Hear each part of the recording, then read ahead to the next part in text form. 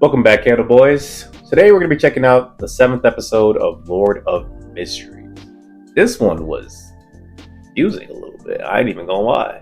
What'd you think? It was really hard for me to follow what was going on, so I already know you guys are going to seep in the cracks and tell us what happened, because I already know we probably missed like 10 different things, Bruh. even though we thought we caught all of them. Yeah, because honestly, like I feel like the way this episode was set up, I'm like, you low-key needed to be like either a novel reader or maybe watch it twice to really catch everything. Yeah, I agree with that. You know what I mean? And honestly, it wasn't even like it was too complicated. I just feel like the lore dump was just crazy. Mm-hmm. Like we learned 18 different like things that all connected to each other all at once. But let's try to break it down, okay? So initially we see this man Klein. He's trying to get like he's trying to do his job, all right? And his boss apparently is like setting everybody to do their job. He's like, all right, y'all go north, y'all go west, y'all go south. And then Klein just standing there damn like, you forgot where you wanted to put me? And so he ends up sending him. He's like, nah, you can go cover this gate. And I guess from what I'm seeing, this gate is where they keep most of the artifacts. The Tantis gate or something? Yeah, exactly. And the boss is like, yo, like, normally it's very uneventful. Yeah, but nothing happens, yeah. No matter what you hear, don't open that door or you're cooked. And mind you, I heard that and I was like, Klein's gonna go in there. I mean, this man don't care. Last episode, he was out here staring at the sun god. So I was like, something's gonna happen to this man. So he finally goes over there. He's trying to do his job. He's just standing there. Out of nowhere, the gate just start opening. You know what I'm saying? Mm-hmm. And he's sitting there like, this is not happening to me. Down there with his gun immediately. Oh yeah, hey, Klein's quick with that pistol. He's always ready. And we see a hand, bro, like come out from inside the door, and it's like connected to this like weird like doll / clown thing, and it just like gives this dude a side eye. And Klein apparently walked up to it, and it handed him something, right? Now, where's this where it gets weird? Because apparently when it handed him that thing, he like kind of blacks out and forgets. Because we don't see until later on what exactly that clown handed him.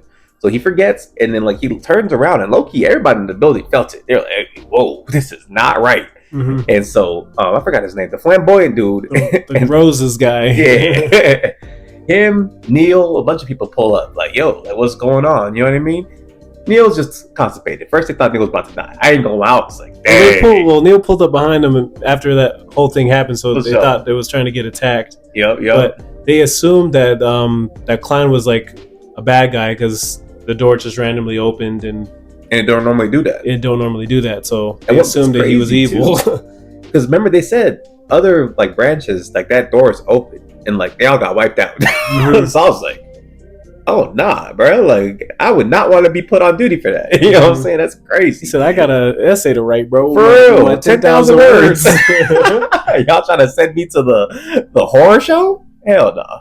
But point being is, they end up realizing like, all right, Klein's fine. We think we're fine. So they kind of just go about their day. You know what I mean? And so at this point, Klein goes into the gray fog, and he's really just trying to put things together in the sense of, because he sent the other two to get Roselle's diaries, right? Because every time he goes into that gray fog with them, he aura farms on them, pretty much gives them basic information, but he just says it cooler, and they'd be like, "Bro, how do I get my potion? Tough. It takes 1 to 6 months." Oh my God, bro! He'd be getting cooked by this dude, bro. He's a fraud. But hey, I ain't even mad. You know what I'm saying? He's quick on it. He thinks quick on his feet. You know what I mean? And so they're handing him like all of these diaries, and he reads Chinese, so he's just deciphering it. Which Loki's giving him even more aura, because they're sitting there like, "Oh, this dude can really read that shit." I don't know anybody who can read that shit. You know what I mean? And so, you know, he's just doing his thing, but he's learning low-key a lot from this, right? One, this man Roselle apparently had beef with seers. He's like, every time I ask these seers something, man, they always just smile at me and just pretend like I don't know anything, like I'm a dumbass. And he's like, when I get to a higher sequence, I'm on their ass. And I was like, I respect reasonable. That. Yeah, I respect that. But at this point, he's just sitting there like, okay, so now that I realize how like impactful seers were, especially like in those times, he's trying to see how he can like get himself to like the next level of being a seer, right? So he starts asking a couple more questions about just like the things that are going on currently in his life, right? That he's having to deal with, like the Antigonus notebook, because that's been like the pretty much like the crux of the plot so far, right? Since the beginning. That's the reason the first Klein shot himself, is because he came into contact with this notebook, and now that notebook is still like having after effects into the story so far. And so he asks the blue-haired guy. He's like, hey, like, you know what? Because I gave you that info, you know what I'm saying? Tell me. You can either give me more of the Roselle's notebooks, or you can tell me more about the Antigonus family if you know anything. And so he starts giving him some info. And honestly, he gives like a crazy lore dump. He's like, yep, like they used to like pretty much run or help set up the Tudor Empire. Like 3 or 4 centuries ago. At some point, they were like super powerful, but then the Evernight Goddess's people, which is literally his current employers, like destroyed them. You know what I mean? And he said that like at the time, people really feared the Antigonus family because they had a very peculiar and powerful pathway that they specialized in. Right? That ends up being important later. But as soon as this happens, Klein like pretty much like banishes them from his little realm, and he starts trying to put everything together. Because whenever he divines things in the gray fog, I feel like the fog kind of like enhances his divination, because he's able to like really like pinpoint stuff at a really high level. Yeah, I agree with that. Yeah. And we find out that's probably what was kind of nerfing him from being able to like fully digest the potion, because the whole time, I think because he had such like high levels of divination, he was using it as a crutch too much, right? And so as he's trying to like put together like what's going on with him, he starts to realize like, am I just lucky, or is somebody low-key like putting me on a path? Right, someone manipulating like all of my actions. And once he starts like thinking about it like for himself, and he's like, oh no, like this all started when first Klein shot himself, and then ever since then I've been getting sent down this like seer's pathway. You know what I mean? Like I read something about seers that only I could see in Chinese, because Roselle was also Chinese. That made him want to pick seer, and then after he picks seer, he gets involved with the notebook, and then because of the notebook, he starts hearing about this Hornices place. Like every time he tries to like understand his potion or tries to divine things, like that just keeps like coming up, and it's been happening for like 5 episodes now, you know. And I didn't ever really understood it. I thought it was like part of his like chant or something, but now we're understanding that this has to do with the Antigonus family potentially, right? Because later on in the episode, as he's still trying to like pin down what's going on with the Antigonus notebook, he decides to look into Vincent. Vincent's the dude who was like, I think he's the one who remember he's the one who got packed up, right? Yeah, the one who was going crazy with the mirror. Oh, okay, yeah. You know what I'm saying? So he's trying to like look into like his connections and the groups behind him, and he ends up like divining the name and the face of a guy, right? The dude he was working with. Yeah. And at this point, he doesn't know that the name and face are the same person, but he's like, you know what? I have the face at least, and so he tries to use that face to try to figure out like what the connection is with Vincent and like what's going on there. So he goes to the Divination Club. The part that's crazy with that is like he didn't do his little power thing to like see where that guy was. He just went to that club, and he just happened to see him there when he moved that book. Oh, that's when he went to the library after, Oh, okay, because that confused me, because I was like, he didn't like... No, yeah, he just went to the library just to study. So he just got lucky there. Bro, that's what he said. He was like, another coincidence. That's insane. Like, nah, yeah, that's literally insane. Crazy. Yeah, when he goes to that Divination Club, though, remember, there's those ladies in there. Right, the pregnant woman and homegirl. Yeah, and so that one was already crazy, because like she was looking for him initially, right? And he kind of put some like context clues together, because he sees like the piece of paper that she has on him, the dude on there, and he reads the Hornices like mountain range, which is where the guy apparently went missing. And there's like the baby 10,000... daddy. Yes, they said he was a deadbeat. He was. He stole all the shorty's money. And stole the money. Out of there. But she's pretty much trying to use him to divine his location. And he's like, I mean, I can do it. I just need something that's like very close to him. And then Shorty points at the pregnant girl like, hey, she got a baby right here. And I don't know if this is exactly what she meant, bro. But it sounded like she was like, hey, abort this baby right here, right now, and we can use it. It sounded like the humans from the Fantastic Four movie. Man, yo, baby. I said, well, it's just a baby. You don't even know him. Yeah, but the pregnant woman, she was just like, he's not like his dad.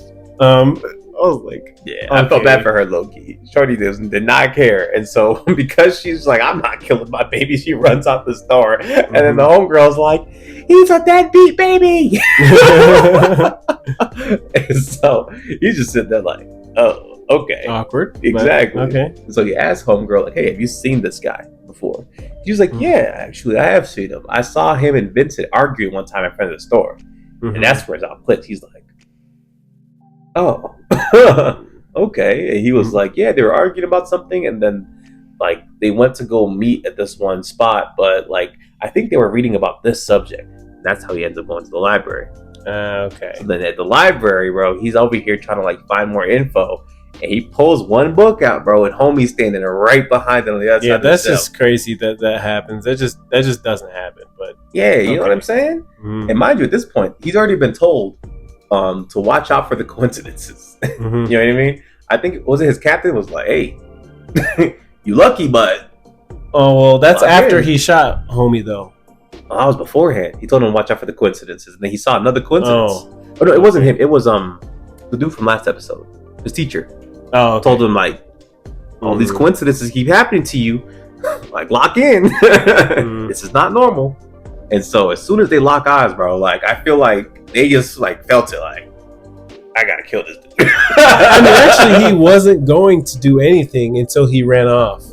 That is true. He said, "Oh, he ran," and then that's when it turned into something. Because then he started chasing him. Homie crashed out. He jumped through the window. Yeah, and then and he followed his blood. Yep. And the next thing we know, he turns into this weird little gremlin. Yeah, I don't know what that was. Yeah, I think he might have lost control as a Beyonder. Because remember, they said that like Beyonders can lose control depending on like their pathway and how well they understand it and stuff. Yeah, but I'm like, he lost control right there. I know.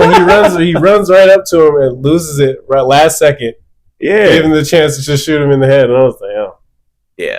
I was expecting a little bit of action, but maybe he was Seer's pathway too. Because remember, he was even like, oh, like this dude had no combat power, you know? Because some Beyonders, hey, if they turn into a monster, you get packed up, you know? So he was low-key scared, but he just took him out, and then immediately, bro, this dude literally tries to read his mind with his Seer's power. So was he reading it after he was already dead, or how did that work? Yeah, I think like before his, I guess, spirituality left his body, he started trying to divine like what was in his head.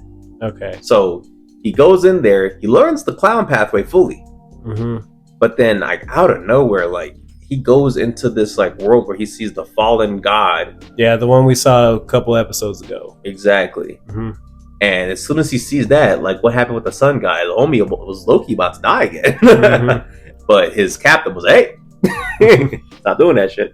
Which I don't even know how we caught him, or maybe even how long he was standing there. Remember, he told homegirl to call the police when he left the library. He did. So he might have been standing there looking crazy for like he played 30 minutes. Yeah. You know what I mean? But either way, his captain saves him from that, and he was like, stop doing that. He's done it like probably twice now. I don't know how he even knows. Maybe he told him, but he's like, so you play these games, you gonna die, bro. You gonna die. And so after that, this is where he finally puts together everything, right? Because that guy had like a little notebook and with like a letter or a few letters in there, right? One of the letters was like talking about the secret order that he's working for and like explaining to them that like him and Vincent lost the notebook and all of this stuff. But then this is where we find out that it was the Antigonus family that are seers. That's their pathway. Right. So they got wiped out for being seers. They were apparently just annoying. So it sounds like our boy Kleins gonna get wiped out. Maybe. Or something. Or maybe he's gonna be like the dude to like become a high sequence seer again. Because maybe like all of the high sequence ones got wiped out back then. Yeah, and he's probably like the last like maybe the last seer, but like he probably knows the most. Yeah, he either knows the most or he's the closest that they've had in a long time. Yeah, something. But you know what I'm saying? It looks crazy though. But this is where we find out that Hornisus like phrase that we've been hearing for this whole like season, honestly, is connected to the Antigonus family, and potentially where they fell was in the Everknight's kingdom, which is where he's at, and that Hornisus mountain is where their treasure is. So their treasure, I'm assuming, is probably like where all their other potions potentially might be, from like 7 to 1. So that could be really crazy because now he's gonna have like a really like potential fast track. As long as he's able to digest his potions fast enough to like get into the higher sequences or at least a couple higher ones. But we'll see, because if he was able to get this much off of just like people who know a little bit about it from the Notebook, I feel like whatever is their actual treasure is probably going to be like way crazier. So what was all this blue stuff that he was flying around with then? I think that was when he finally achieved like the peak of sequence 9, like he fully digested the potion, and so he was using the gray fog to like divine like the location of the person who might be manipulating him. Remember, he said like the person that's manipulating me is probably around these red chimneys. So now he's gonna have to either try to pull up on them. I'd probably bring the boss. I'd be like, Captain, because if they were able to put you onto this type of path like from the start, they probably like sequence 4 or something. You know what I'm saying? Like I feel like they probably either be a higher sequence or it's a lot of like really dangerous people. Which after this point we do see the deadbeat, the deadbeat dad who got that girl pregnant. He's out here at a ritual. He's like a marauder or something. That's his sequence. He's like a sequence 8, and I forgot what the pathway was. But he was like there with a bunch of other people that were like spectators. And talk about that green stuff we were seeing. Yeah. Okay. So he brought a skull into the room. They put the skull on the table next to this like girl's dead body, and then they do like a summoning, and most of the dudes die after he walks away. Like they all get like absorbed into it and awaken something. So we're about to see something crazy happen in this kingdom. It might have to do with that doomsday stuff. I don't know if they're all connected, but it looks crazy, man. It looks really crazy. And then that's at the end. I think we get to see Klein having like a nightmare. He finally remembers what the clown showed him, and it was like a weird like emblem or something. It was the symbols that were on there on the notebook or something that they handed him. Yeah, so it probably has to do with the Antigonus family, which is cool because I think now that we understand a little bit more of like the lore between that family and the Evernights organization, maybe because they put the Antigonus notebook in their like archive with all their relics, like they're like influencing each other, which is causing all of these weird things to happen, you know? Because it's almost like the notebook knows, like, first of all, y'all are my ops, and secondly, like y'all have a seer here in your organization, and it's trying to like manipulate him to like do something. But I don't know, bro. This show's crazy. Like, just explaining it took us 20 minutes. Yeah, I don't know. It's funny because the episode ended and then more stuff started coming out. So imagine we turned it off. Bro, we'd be even more confused. But y'all let us know if we got this right, bro. But I feel like it was a good episode, but just the way they paced it. Yeah, it was hard for me to pick up mostly everything. But yeah, at least it's at the end of that crazy little mummy girl thing. I don't know. I look nuts. That scared me. I ain't like that at all. Oh yeah, y'all need backup. Last time I saw y'all try to pack up something like that, only Klein was able to do something for real. You know what I mean? But it's definitely gonna get crazier. But I do see where sometimes people, when they're watching this show, like either they get confused or it's kind of off-putting, right? Because this show like is the opposite of a lot of shows we watch, where like they don't really hold your hand at all. They just throw information at you, and if you get it, you get it. If not, on to the next. People in our comments kept saying we still need to watch it blind, regardless if we don't understand anything. So I was like, all right. Yeah, I definitely think there's going to be a good payoff. But I feel like, for example, episodes like last episode, episode 6, you got a lot of payoffs in that episodes with how they like put everything together. And so the visuals and episodes like that make me always still want to continue the show. But I also do understand where some people are like, nah, like if I just came back from like my construction shift and I got to watch this show, I'm not making it through. You know what I'm saying? Like, you really have to be like, you can't even look down at your phone while you're watching this. You really can't, bro. Like, you look down for a split second. Up. You missed like 5 different plot points. Yep, you know? Literally. But y'all let us know what y'all thought about this episode. It wasn't the best episode, mostly because of the pacing. But like I said, I don't think it makes me see the show any different. I give this episode like a 6.5 only because of the pacing. Right? When it comes to visuals, y'all know this show is just crack. You know what I'm saying? Like, they don't miss when it comes to visuals whatsoever. And honestly, the story itself is still really interesting. I just feel like the pacing and structure of this episode could have been better. What do you think? You know, I'm gonna agree with you only because it was hard for me to understand a lot from this episode. Yeah, because I feel like I was like locked in trying to understand this episode. Yeah, I mean, I feel like you got most of it. You got a lot more than I did. Watch, they're about to be in the comments like, actually. I know. It always happens. It happens every single episode, but what can you do? Exactly. What can we do, man? Aside from that, man, y'all like, comment, and subscribe. Let us know what y'all thought of this episode. It was cool. Catch y'all. Peace.